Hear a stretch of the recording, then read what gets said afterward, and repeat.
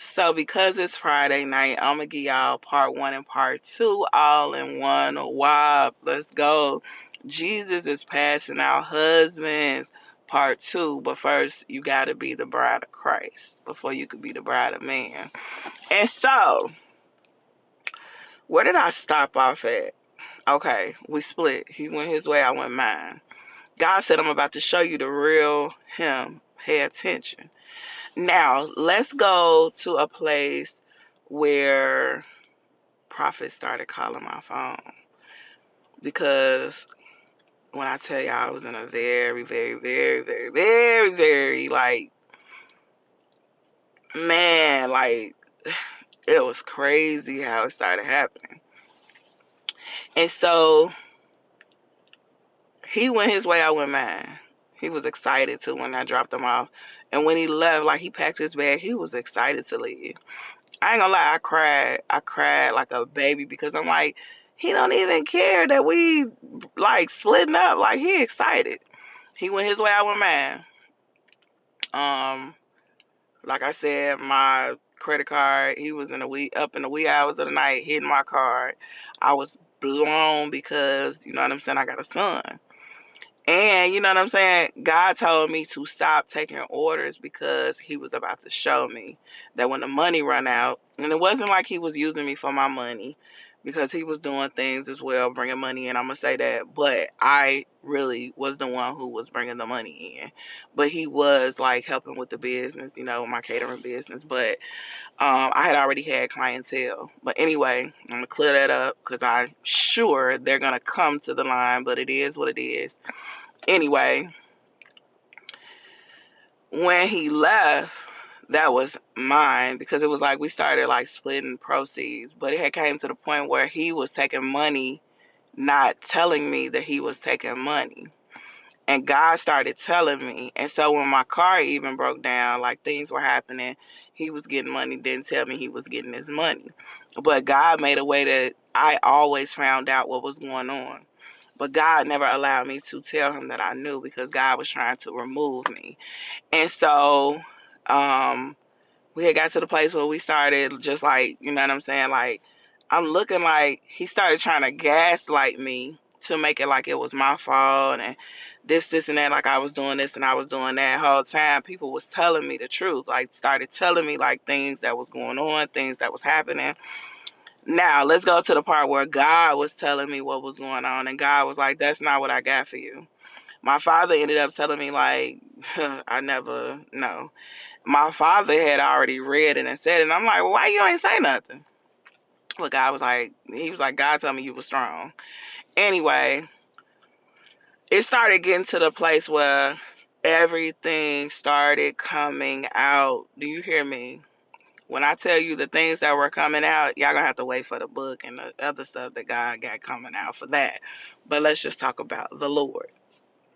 The Lord started telling me like he had people calling my phone like, God trying to tell you something, and if you don't, this was the warning before I left. As God was walking me out, God is trying to tell you something, and if you don't fast and find out what He's saying, it could be detrimental. I was like, what?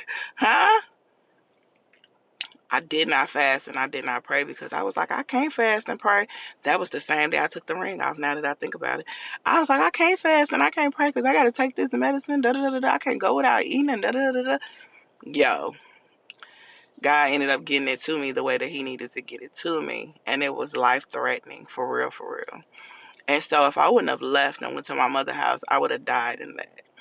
And so, when I left, God was just like, He was moving. So I ended up having another job. I had a job on standby. I started that job. We left each other on Sunday. I started the job on Monday. But that job was not in God's perfect will. Y'all, I had the computer and everything. I had everything set up. I was doing a home job that one of my friends, they had put me on. It was good money. Do y'all hear me? I thought I was on. I thought I was popping. Baby, God shut that down. On my way to take my son to school, I had 2 hours before I started work. I had set up and everything. I had drove my father's car. Literally, when God is trying to activate you and learn and let you learn his voice, you will hear God so loud and clearly because you need to be able to trust the word, the voice of the Lord. Y'all, I'm driving my son. The car, the wheel was wobbling, like the wheel was weird. And I heard God say, get off on this exit. I'm like, contemplating, but I'm like, I trusted that voice. I got off on the exit, took my son to school, like the side streets, went slow, dropped him off. My place that I had left was still right there. So I drove over there, but I pulled to the side and looked at the tire. I FaceTimed my dad. Do you know that the lugs was coming off the tire? When I got to the house, I literally went in the drawer, got my weed, got my leaf. I was trying to roll up, but I was shaking so bad because I couldn't believe that if I wouldn't have got off on that exit, I could have died. I felt like I felt the devil chasing me. I felt like something like demonic was after me. I could feel the heaviness. I could feel something, and I was just so tired. I broke down crying, and I called my friend. I called my little brother, his mother, my friend. I called his mother, and I called her, and I broke down crying. And I was like, I'm tired. I'm tired. I just want to look. I just want to give my life to the Lord. And she did. She walked me through the salvation prayer. I gave my life to the Lord on that phone, and I never looked back. I never looked back. I could feel the devil chasing me. In that moment, I just broke down crying, and the Lord told me, if you wouldn't have got off on that exit, you and your son would have been dead. What? What? Better pay attention to what you yoke up with. Huh. Pay attention to what you yoke up with, baby, because you never know what people are into. You never know the agendas. You never know, baby, what they carry. You never know their lineage, their bloodline, but we're going to get to that. So I leave there. Oh my God. Like, I felt good.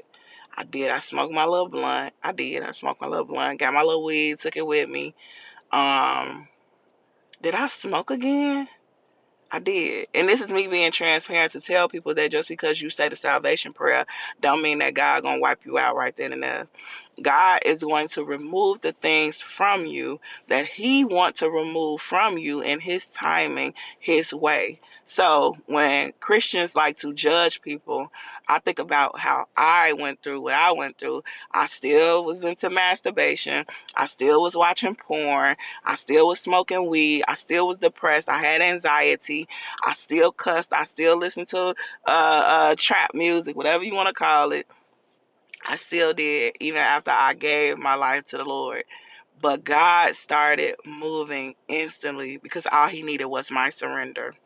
Yo, I smoked some weed the next day. I took my son to school. I had an episode, baby. God said, don't smoke no more. Let that be your last time.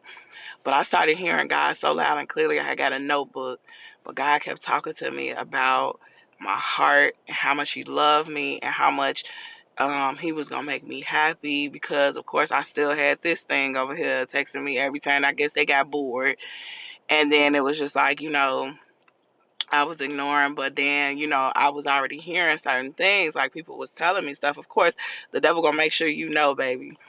And so it was just so much going on, but I heard God loud and clearly, but God just kept speaking about the promises. I got you a husband. This man gonna be good to you. This man gonna do this. This man gonna do that. Y'all, I ain't gonna lie, I ain't believe it. I ain't believe it, but I did. If that makes sense. I did, but I didn't. I really didn't want to hear nothing about no love. I didn't want to hear nothing about none of that. Do you hear me? But I remember I had like this pain, this excruciating pain in my right side. And I'm like, man, what is this? What is it?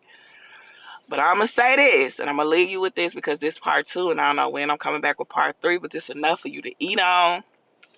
God is faithful, and God will tell you all of the things that he wants you to know. But he don't tell you that just so that you could worship the things that he want to give you, but he will say that because his word says, that the enemy comes to kill, steal, and destroy, but I have come that they may have life and have it more abundantly. And God was just speaking to me about the abundant life that He had in store for me. So I pray that this bless somebody, and I pray that if you are in your journey and God is telling you to leave something alone, leave it alone. Let God walk you out of it. Part 2. I'll be back with part 3. I love you. Enjoy your Saturday, your Friday.